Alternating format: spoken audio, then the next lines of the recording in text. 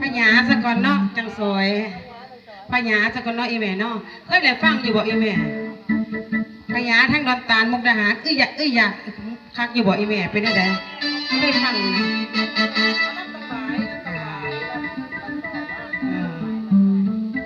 เอาพญาก่อนจังรับตังหวายเนาะอีแม่เนาะเอาให้ฟังบททุกอันนี่เลยวันนี้ได้มาเลย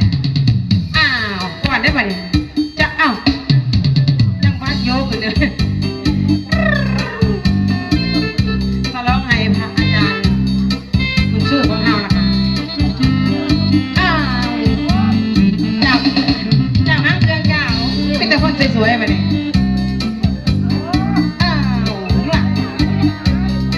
มวนขอเสียงหน่อยเด้อพี่น้อง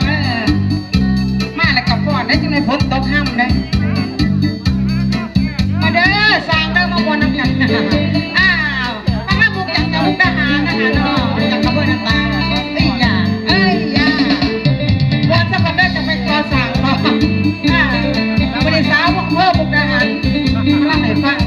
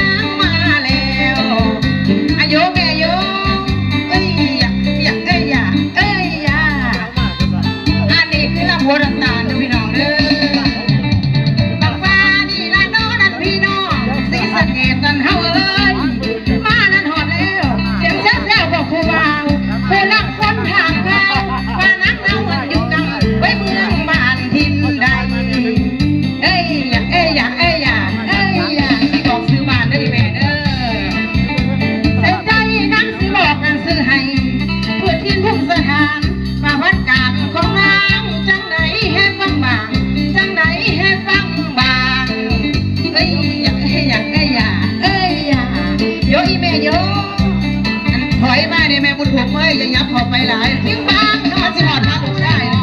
บ้านน้าโย่เด้อพี่ตั้งคนนั้นเรานี้อำเภอดันตาลนั้นบอกไว้เจ้าแฟนเป็นแก้มสารวันถอยหลังค่ะยับไปหาทะเลถอยหลังเนี่ย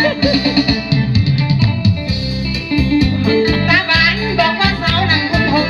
เงินมานานหลายปีแล้วให้บ่จ้าบ่ต่อให้บ่ย่อมากำเต้าไว้สิงเล่นอยู่บอนโนแม่ม้วนมึงได้แดนเซอร์นะฮาวเลยแม่แต่นอนนั่งดีเกิดนั่นอยู่กับท่านมานั่งนั่นดีนะเกิดนั่นอยู่กับจังหวัดมุกอันดา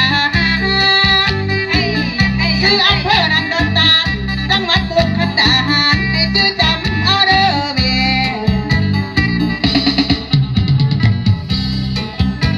พันวานับมาก่อนนั้นของลูกสาวพระใจได้เป็นสื่อพี่กุลสีน้ำสกุลพี่กุลสี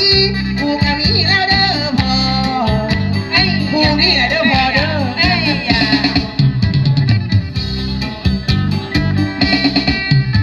มันมาขันมาสาดันดูเด้อสวัสดีนั่นพี่น้องพ่อและแม่น่ะทักลายทั้งผู้หญิงและผู้นายทั้งผู้หญิงและผู้นายหนุ่มขาน้องและสาวผู้น้อย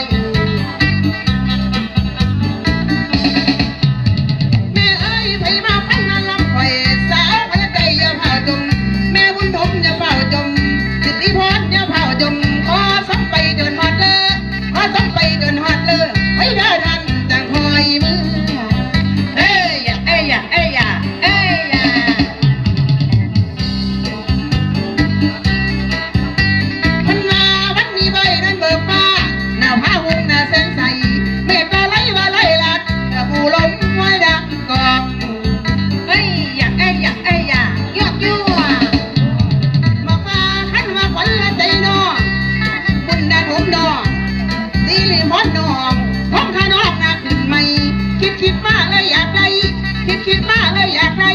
ผัวซ้อนอยู่บ่สะบูวันนี้อยากได้ผัวได้มาอยากได้ยา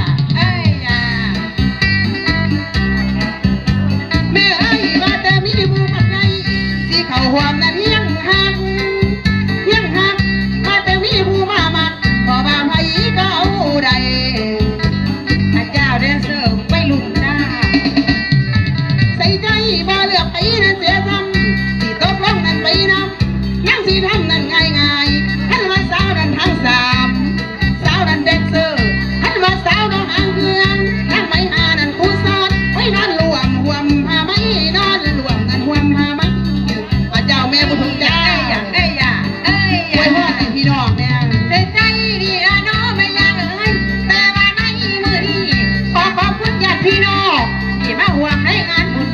ทำได้มาเล่นทุนห่วมสอดกันท่าทานอยู่ดีไม่แห้งเด้อแม่เด้อมาทำบุญมือนี้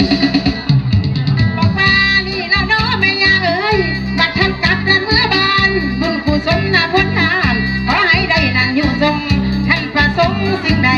ให้เจ้าได้นั่งสิ่งนั้นให้สมดามปรารถนาเอ้ยอย่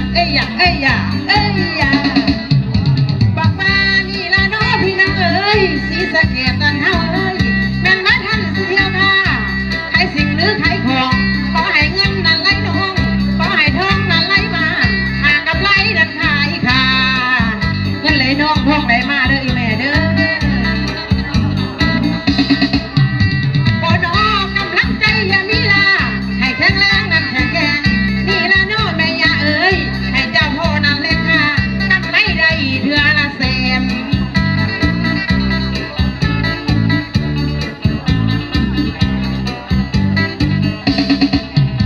ใส่เน้นแม่นว่าท่านสิผูกเขาทำให้หรือนาสวนผูกสิ่งของมันทั้งมวลให้อีนาน้ำตากา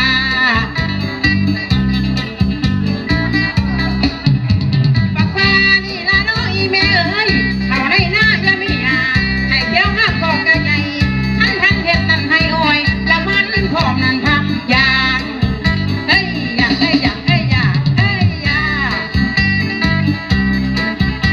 คิดบ้างขอให้ท่านนั้นได้สมดังมโนหมายย้ำท่านเอานั้นไปขายหากำไรได้เหลือล้น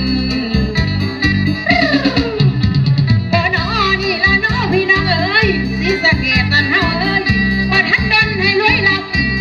ำคำอย่าเกินขาดปรารถนาแนวใดให้เจ้าได้นั่นสิ่งนั้นให้สมดังประสงค์เอ้ยอย่า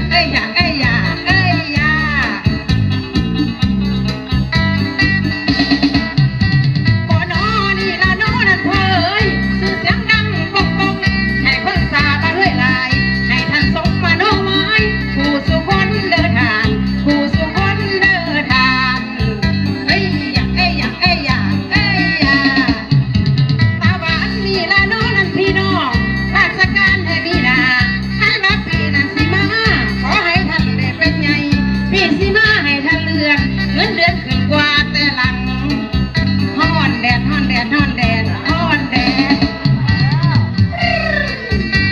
บักฟ้านี่ละน้องอีแม่เอ้ยคุณแม่เป็นเฮากัน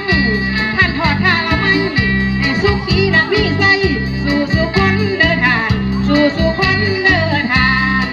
โอ้ยแม่อยู่ได้มีแรงได้แม่เอ้